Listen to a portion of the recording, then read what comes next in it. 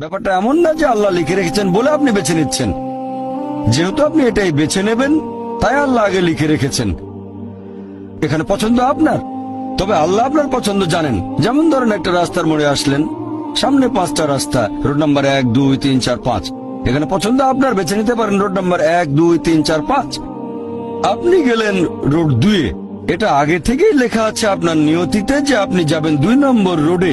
ব্যাপারটা এমন না যে আল্লাহ লিখেছেন বলে আপনি করছেন। যেহেতু আপনি এটাই বেছে নেবেন, তাই আল্লাহ আগে লিখে রেখেছেন। তাহলে পছন্দ আপনার। আপনি চাইলে টাকা উপার্জন করতে পারেন ভালো কাজের মাধ্যমে, হালাল উপায়ে, অথবা পারেন চুরি করে হারাম উপায়ে। পছন্দ আপনার। ধরেন চুরি করলেন, এটা আপনার সিদ্ধান্ত। তবে আল্লাহ আগে থেকে জানেন যে এই লোকটা সহজে টাকা পেতে চায়, তাই চুরি করবে। তাই আল্লাহ আগে লিখে রেখেছেন যে এই লোকটা 25 বছর বয়সে চুরি করবে।